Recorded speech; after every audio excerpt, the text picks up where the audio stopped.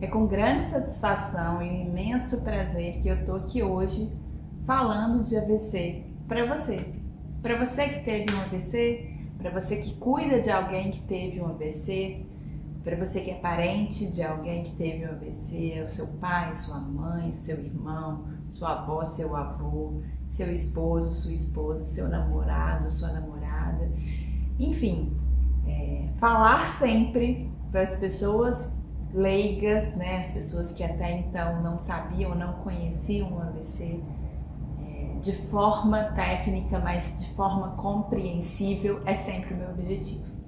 Por isso eu tenho muito que agradecer a Solange pelo convite, em nome da Ação AVC, por essa semana que estamos fazendo da Ação AVC, que é extremamente importante para que você se oriente, para que você busque informação e através do conhecimento você possa modificar a sua vida, possa modificar a vida de quem você está aí ajudando, está cuidando, de quem você ama. Então o objetivo aqui hoje é esse. A Solange me convidou porque ela falou que sempre gostou dos meus vídeos. Eu não sei se vocês me conhecem. Meu nome é Ludmila Toni, eu sou fisioterapeuta, trabalho já na recuperação de pessoas pós-AVC há mais de 18 anos, sou mestre em fisioterapia, atuo aí na área também, além do atendimento, também na área de docência para fisioterapeutas, coordeno curso de pós-graduação em fisioterapia neurofuncional. E além de tudo isso, tenho contato direto com esse público que você que está me escutando através das minhas redes sociais, através do meu canal Falando de AVC para você no YouTube. E sempre escuto, converso e trocamos muito a respeito de todos os problemas que acontecem no dia a dia após AVC. E os meus vídeos são sempre trazendo exercícios, dicas, que pode estar acontecendo com uma pessoa que teve AVC.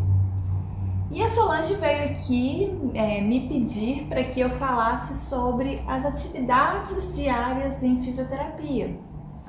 E aí quando a gente pensa nisso, a gente pensa, olha, então eu preciso fazer fisioterapia todos os dias. Existe uma estimulação que pode ser feita sim todos os dias, independente da fisioterapia. Por que eu falo isso? Porque é bastante comum pensarmos que nem todo mundo tem acesso, né, realmente ao tratamento fisioterapêutico. Algumas pessoas conseguem acesso, por exemplo, uma vez por semana, outras 2 vezes, outras 3 vezes, outras todos os dias. Vai depender de N fatores que não cabe aqui a gente ficar discutindo. Só que agora, nesse período, que é o período da pandemia, então, a gente tem várias localidades do Brasil que estão em lockdown, que não está funcionando nada. E por conta disso, esse acesso ficou impossível, inviável, né? Então, essa estimulação diária se tornou ainda mais evidenciada. As pessoas perceberam que precisam realmente fazer alguma coisa dentro de casa. Eu falo dentro de casa porque com a pandemia, a participação social é inviável, né? É quase zero, é quase nula. O ideal seria que fosse nenhuma. Então, pelo menos dentro de casa, essa estimulação é importante e é fundamental. Isso precisa fazer parte do dia a dia pós-AVC. Mas e aí? Como fazer isso? Qual a melhor forma de fazer isso? Você já deve ter escutado e você já deve saber que cada AVC é de um jeito.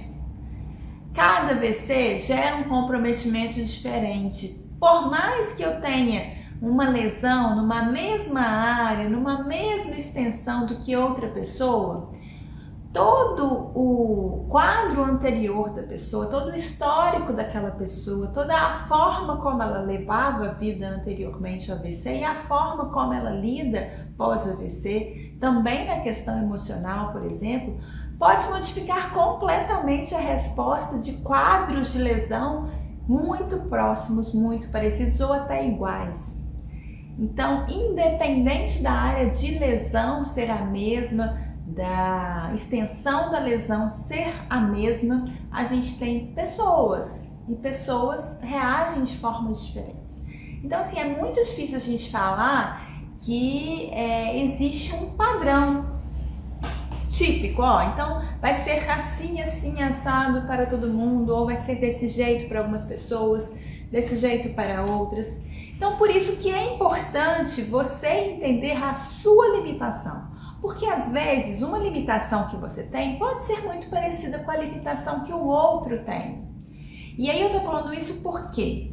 Porque eu vejo muitas pessoas postando exercícios, pessoas que tiveram AVC, postando exercícios nas redes sociais e outras pessoas tentando fazer esses exercícios e às vezes não conseguindo e mesmo assim, né, querendo fazer e às vezes não é apropriado. O problema não é nem ela conseguir, porque às vezes ela não vai conseguir e vai precisar repetir. Mas o problema é que às vezes aquele exercício nem é apropriado para aquela pessoa especificamente. Então tome cuidado. É interessante que você tenha sempre a orientação do seu fisioterapeuta. É importante que tenha um profissional para te avaliar, para te ajudar a identificar exatamente quais são as suas limitações. O que você precisa trabalhar para melhorar essa sua limitação? Como você vai fazer isso? O planejamento ele é interessante ser feito também com o fisioterapeuta, o planejamento da sua estimulação diária, ok? Então não se esqueça disso, essa estimulação diária, ela é fundamental, ela é necessária. E ela é necessária para que aconteça aí formações de novas conexões neurais, para que realmente você consiga adquirir alguns movimentos que por conta do AVC estão um pouco difíceis de serem realizados, tá? Então assim, mas e aí? Como que você vai fazer isso? Qual que é a melhor forma de fazer, já que para cada um é de um jeito? Existem alguns pontos que eu acho que é bastante interessante de eu frisar aqui, de eu colocar, para que você possa realmente levar esses pontos em consideração. Então, o primeiro deles é a frequência. Então, a frequência é quantas vezes você faz aquela estimulação.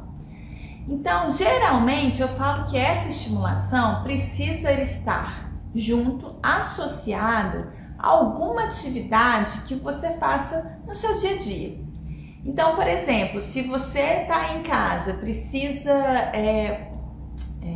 escovar o dente, é uma atividade que a gente faz no dia a dia. Então, a gente faz geralmente 3 vezes no dia. Então, isso é uma frequência legal de estimulação. Se você faz uma atividade, por exemplo, eu quero fazer movimentos para prender o meu cabelo, mas você nunca prende o seu cabelo, então essa frequência vai ser pequena. Você prende o seu cabelo uma vez por semana, por exemplo, então essa frequência vai ser pequena. Ou você começa a fazer aquela atividade e torna-se frequente, ou você busca uma atividade que seja mais frequente na sua vida. Porque aí você vai ter uma intenção de realizar aquele movimento, você vai ter uma função. Você precisa realizar aquele movimento para seu dente ficar limpo. Você precisa realizar aquele movimento para prender o seu cabelo. Estou dando só alguns exemplos, tá? Então não adianta você escolher uma atividade de estimulação que você nunca faça no seu dia a dia, que não tem o que a gente chama de um objetivo funcional, que não vai fazer diferença na sua vida.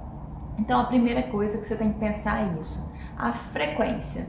E aí, qual que é a frequência que eu tenho daquela atividade? O ideal é que você faça essa repetição todos os dias, sempre todos os dias, às vezes 1, 2 vezes por dia, respeitando sempre o seu limite de dor, respeitando sempre o seu limite de cansaço. O cansaço mental pós-AVC é uma realidade. Então, às vezes você faz tanta força para realizar aquele exercício, pensa tanto para realizar aquele movimento e aquilo se torna cansativo em 1, 2, 3 repetições, tá? Então, assim, respeite o seu limite de cansaço físico, de cansaço mental. E isso você vai, aos poucos, gerando um aumento dessa repetição. E aí entra o segundo ponto importante. Quantas vezes que eu repito aquele movimento, né? Então a frequência, a gente precisa tornar aquela atividade frequente. E quantas vezes que eu vou tentar, por exemplo, escovo o dente agora. Eu vou repetir aquele movimento de escovar o dente quantas vezes? Dentro da sua limitação. Tá? Então, se você não consegue escovar o dente com a mão do lado lesionado, você vai pelo menos pegar a escova primeiro com a mão do lado lesionado e tentar levar até a boca. Ah, consegui levar até a boca? Então vamos tentar de novo. Vamos fazer pelo menos umas 2, 3 repetições ali até aquilo ficar fluido, até aquele movimento ficar legal, sem movimento com tranco, sem movimento, né, descoordenado, por exemplo. Então você tem que ir treinando devagarzinho e tentando entender nesse treino o que você consegue e o que você não consegue fazer. Isso também é fundamental. Então, além da frequência, né, e a repetição, quantas vezes que eu repito, eu tenho que pensar também qual que é a minha limitação. Por que eu não consigo fazer aquela atividade específica? Né? Então, eu não consigo escovar meu dente porque eu não consigo abrir a mão para pegar a escova, o cabo da escova. Então, o seu treino pode ser só de abrir a mão para ir pegar o cabo da escova. Não adianta você querer, numa primeira vez, fazer toda a tarefa do início ao fim. Às vezes você não vai conseguir. Às vezes é importante que a gente fracione essa tarefa em algumas partes para você conseguir lidar melhor com os seus ganhos de forma positiva e com as suas frustrações. Então, assim, se você não consegue fazer a tarefa, todas as partes da tarefa, até realmente escovar o dente todo e guardar lá a sua pasta, a sua escova de dente, então faça ela fracionada. Né? Tem pessoas que tentam, por exemplo, escovar o dente e não conseguem e falam, não consigo, então eu não vou tentar mais. Né? Isso é uma forma reativa de lidar com a frustração de não conseguir fazer aquele movimento. Então isso não é legal, tá? Então fracione o movimento, porque aí você talvez não consiga escovar o dente todo, mas você pelo menos agora conseguiu pegar o cabo da sua escova. Pelo menos agora você conseguiu pegar a pasta de dente com a mão lesionada, você conseguiu abrir a pasta de dente com a mão lesionada. Ok? Então, em relação à frequência, em relação às repetições, em relação às limitações, é o que eu precisava falar, é que você precisa realmente ter foco e você precisa entender realmente, né, qual atividade você pode fazer com maior frequência dentro do seu dia a dia, quantas vezes você pode fazer aquela atividade a depender da sua capacidade e qual que é a sua limitação e a sua capacidade dentro daquela atividade, o que precisa melhorar. Então pense nisso sempre antes de fazer uma tarefa. Isso é muito individual para cada um. Isso pode ser de uma forma para você e pode ser de uma forma completamente diferente para uma outra pessoa que teve um AVC, por mais que a área, a extensão da lesão seja muito próximo, seja muito parecido, ok? Então, eu pensei aqui em trazer algumas atividades que possa realmente estimular aí o seu movimento da mão, o seu movimento do pé, do membro inferior como um todo. E aí vamos pensar nas atividades funcionais que qualquer pessoa faz no seu dia a dia, né? Então, eu peguei, por exemplo, um potinho que é um pote de creme, né? E ele requer uma atividade que a gente chama de bimanual. Então, eu preciso pegar com uma mão e abrir com outra, né? Muita gente pode querer abrir só com a mão do lado dominante, do lado não lesionado, do lado não comprometido. Mas lembre-se, a estimulação precisa, isso é uma coisa também importante que eu ainda não falei, mas a estimulação precisa ocorrer sempre trazendo o lado não comprometido como parte do seu corpo como um todo. Por mais que você tenha alteração da sensibilidade, por mais que você tenha alteração da mobilidade desse membro, tá? Então não deixe ele de lado, ele precisa entrar na atividade. E aí, às vezes, com atividade bimanual, isso fica evidente, você precisa trazer o seu braço para fazer aquele movimento, a sua mão para fazer aquele movimento. Então, nesse caso aqui, eu posso, imaginemos que esse é o lado comprometido, eu posso utilizar o movimento de estimulação aqui, ó, pegando esse pote, ó, eu já faço uma estimulação para o movimento de fechar a mão, fechar os dedos e abrir com a outra mão. Sempre termine a tarefa, tá? Mesmo que você precise da ajuda da outra mão. Ou eu pegar com a mão não comprometida e tentar abrir o pote. Isso pode acontecer, não só, esse é um exemplo, né? Mas olha só, aqui eu tenho um pote maior.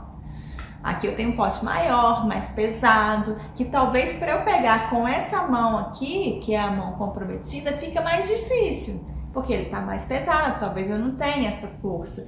Então, quem vai estipular isso e ver realmente se você consegue ou não, é isso o teste no seu dia a dia. É claro que esse teste tem que ser feito, gente, sempre priorizando a sua segurança. Então, se você nunca testou, se você consegue pegar um pote igual a esse, pega um pote igual a esse que não seja de vidro, um pote de plástico, que não tenha o risco de cair, e aos poucos você vai dificultando essa tarefa. Então, sempre inicie do mais fácil, até mesmo para você ver a sua limitação e a sua capacidade, e vai fazendo com que fique mais difícil, né? Então, uma escova de dente com cabo mais grosso é mais fácil do que uma escova de dente com cabo mais fino. Um pote, né, igual esse aqui de hidratante, cheio, vai ser mais fácil, vai ser mais difícil do que um pote vazio, né, porque ele vai estar mais pesado. Esse pote aqui de vidro é um pote cheio de biscoito que eu preciso ter uma pega boa aqui na mão, esse movimento aqui dos dedos. E se você não tem essa habilidade, não faça ainda. Você vai começar com um pote mais leve, com um pote vazio, com um pote de plástico, tá? Então, da mesma forma que eu fiz lá no hidratante, eu posso pegar com a mão comprometida e abrir com o lado não comprometido, ou tentar abrir com o lado comprometido, tá? Eu sei que parece fácil eu demonstrando, uma vez que eu não tenho nenhuma sequela, eu só estou demonstrando e você pode até não conseguir fazer o que eu estou fazendo.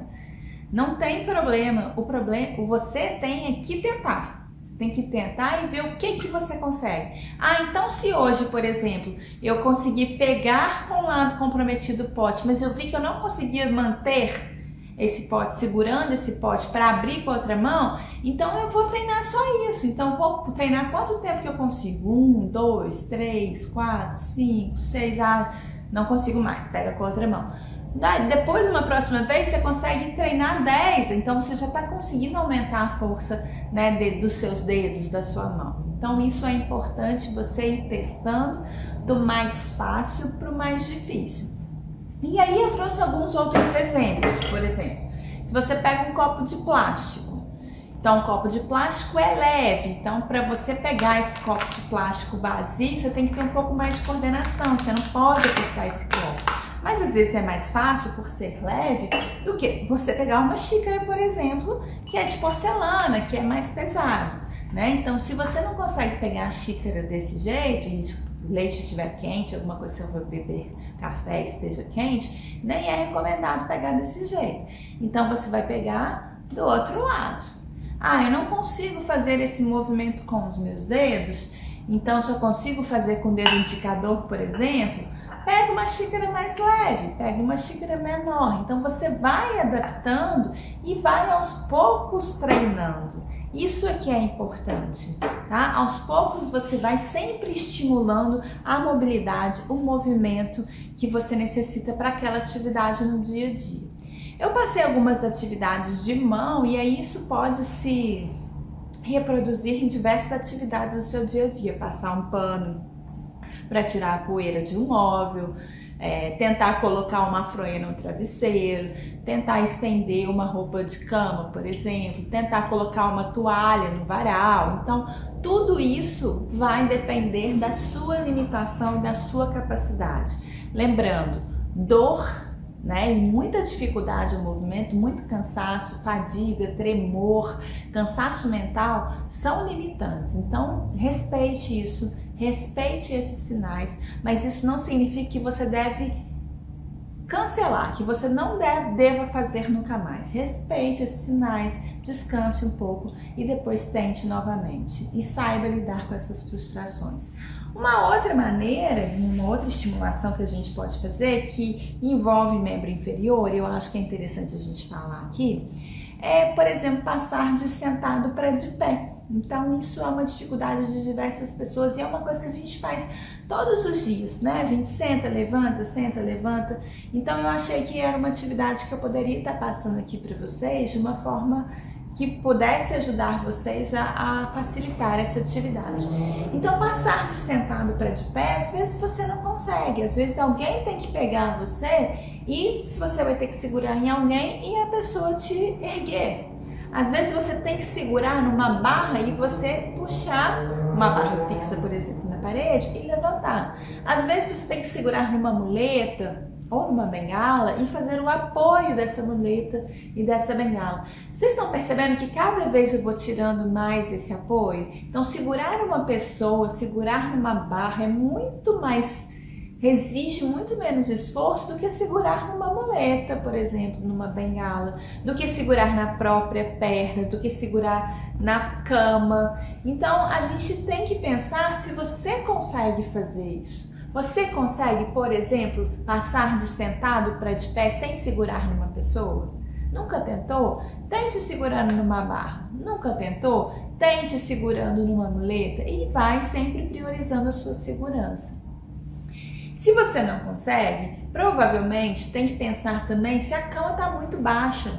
Se a cama estiver mais baixa, vai ficar mais difícil de você levantar. Então coloque, por exemplo, travesseiros embaixo do bumbum, se não tiver uma cama mais alta.